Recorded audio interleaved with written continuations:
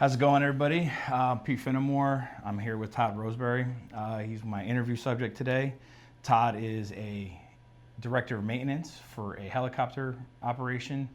They do utility work. They also do Part 135 work, which is charter services. Most of what they do is they do fire service and utility line maintenance. So, Todd, you want to say a couple things really quick?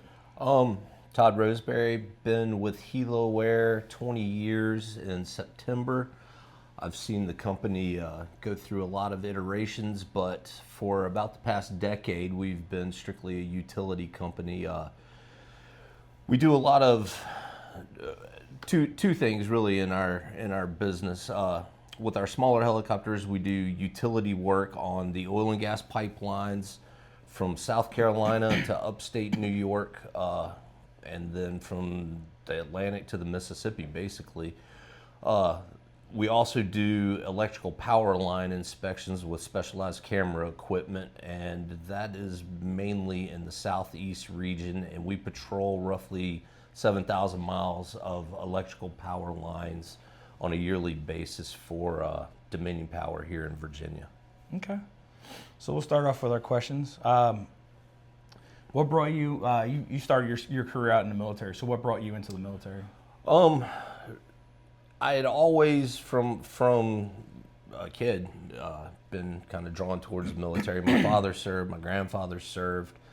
My mom was absolutely against me going in the military and wanted me to go to college, so I tried that for a couple years, and I wasn't happy. I wasn't doing well, and woke up one morning and went down to the recruiter and signed up and left. I didn't initially. I think I'm going over into another question, but go ahead, Pete. What made you choose aviation when you went in the military as opposed to being infantry or any type of? Well, funny enough, Pete, I went into the military in the infantry, and I did my first 4 years in the infantry, and I was. I knew it wasn't what I wanted to do with the rest of my life. It's way too hard on your body, but I was fortunate enough to have a really good squad leader who talked me into staying in the military and changing over to aviation. And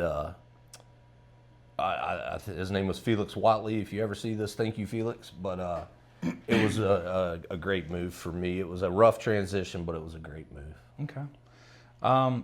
So during your career, between your military and your civilian aviation career, what would you say would be your most challenging situation?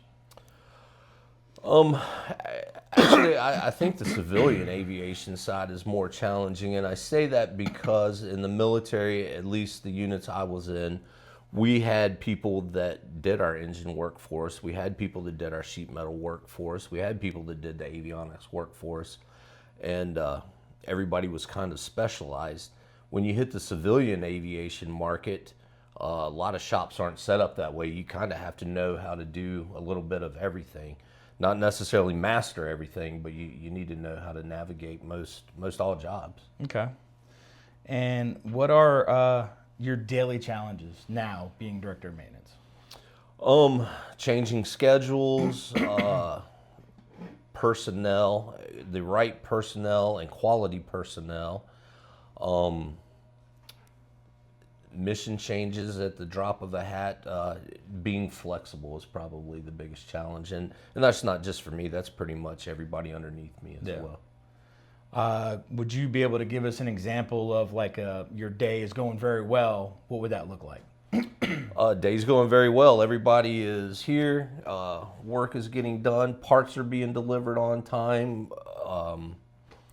Everything's just falling in together, and it does happen quite often. On the flip side of that, day going bad, you come in thinking that we're going to do a 100-hour inspection, and you get a phone call that a pilot just fought an engine in the middle of the desert. That's happened too. Mm-hmm. So immediately you're changing gears from, hey, we're just going to do this easy one-day inspection, to the logistical side of getting an engine to the other side of the country, of getting people, tools, and equipment to the other side of the country in a timely manner. That's probably a rough day around here. That was actually what I was going to ask you next anyway, so. Sorry, man. That's okay. What would you say would be one of the most challenging things to be successful? Honestly, it's understanding people, I think. Understanding people. Everybody has a different personality. Everybody has different wants and needs, and finding the balance point to get a group of hard-charging individuals to work together as a team to complete one common goal. Okay. And what qualifications and experience do you need to become a director of maintenance? A lot of time on the airframes. I think honestly, it all starts at day one when you show up at a place. If you're just showing up and doing the bare minimums and not going above and beyond, you're not going to rise very quickly. I think it's taking initiative, your knowledge, your people skills, your ability to handle customers well. I'm not 100% sure if there's a training course that you could go to that could prepare you to be a director of maintenance. I think it's a culmination of your aviation experience that puts you in that position. All right. And then finally, what, if anything, throughout your career would you have changed and done differently?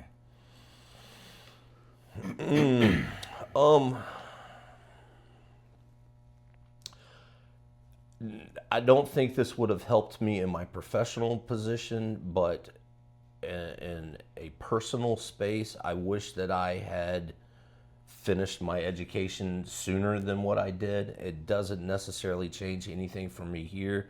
That was just a personal life goal, and it took me 5 colleges and 13 years to finish everything. I wish that I had been able to just do that all in one sit down, knock it out.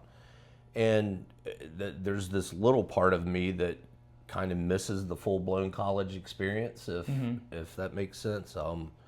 I had bits and pieces, but never just one full long. Yeah, I could relate to that. I mean, here I am, almost Right. 50, and I'm trying to finish out my bachelor's degree. So. Right. All right. Well, that concludes our interview with Todd Roseberry, Director of Maintenance at Hilo Air in Richmond, Virginia.